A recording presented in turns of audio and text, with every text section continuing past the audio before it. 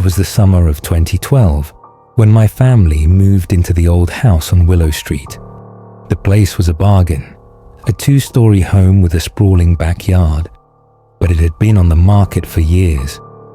The real estate agent said it was because the house needed a little TLC, but I couldn't shake the feeling that there was more to it. The basement was the first thing I noticed during the tour.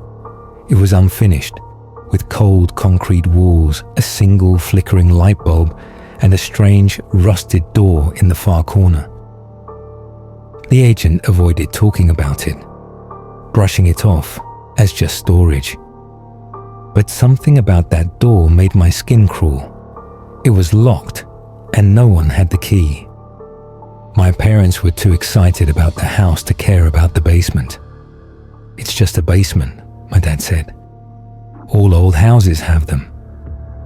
But I couldn't ignore the unease that settled in my stomach every time I thought about it. The air down there felt heavier, like it was alive, and the faint smell of damp earth and something metallic lingered no matter how much we cleaned. The first night in the house, I heard it, a faint knocking sound coming from the basement. I told myself it was just the house settling, but deep down, I knew better. A week after we moved in, the knocking became more frequent. It always happened at night, a slow, deliberate knock, knock, knock that echoed through the house. My parents dismissed it as the pipes or the wind, but I couldn't ignore it.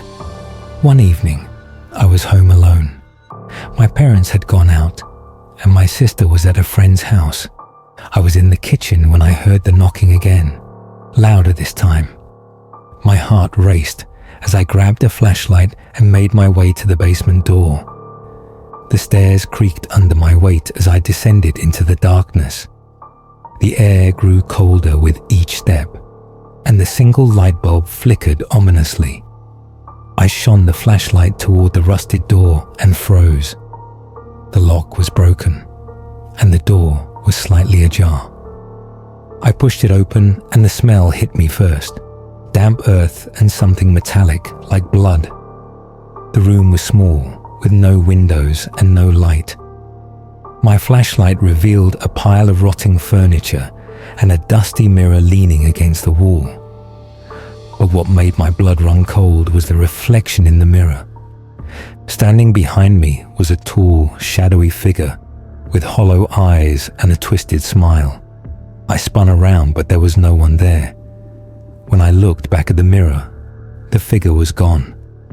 I told my parents what I saw, but they didn't believe me. "You've been watching too many horror movies," my dad said. But I couldn't shake the feeling that something was wrong. The next day, I decided to investigate. I went back to the basement, this time with a camera. The rusted door was still ajar, and the smell was worse than before. I stepped inside and began recording. The room was eerily silent, but as I panned the camera around, I noticed something strange. The mirror was gone. In its place was a small handwritten note on the floor. It read, "You shouldn't have come back." My hands trembled as I picked up the note.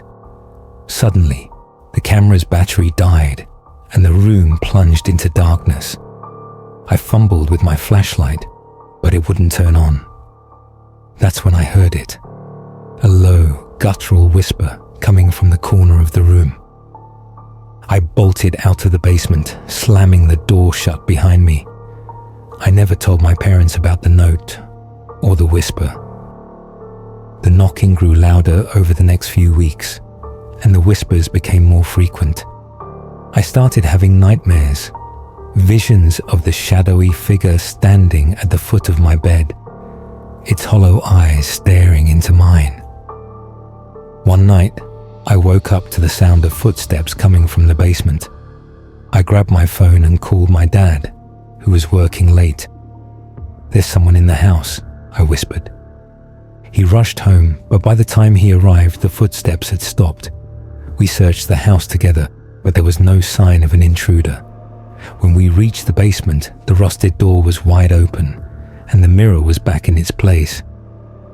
My dad finally agreed to call a locksmith to fix the door, but the locksmith refused to go near it. "This door hasn't been opened in decades," he said, "and it should stay that way." The final straw came on a stormy night. The power went out, and the knocking returned louder than ever. This time, I heard a voice, a deep, guttural voice, calling my name from the basement. I grabbed a knife and went downstairs, determined to end this once and for all. The rusted door was wide open, and the mirror was cracked down the middle. In the reflection, I saw the shadowy figure standing behind me, its twisted smile wider than ever. I swung the knife, but it passed through empty air. The figure lunged at me, and I blacked out. When I woke up, I was in the hospital. My parents said they found me unconscious in the basement, the rusted door sealed shut. We moved out of the house a week later, but to this day, I can't shake the feeling that whatever was in that basement followed me. Thank you for watching.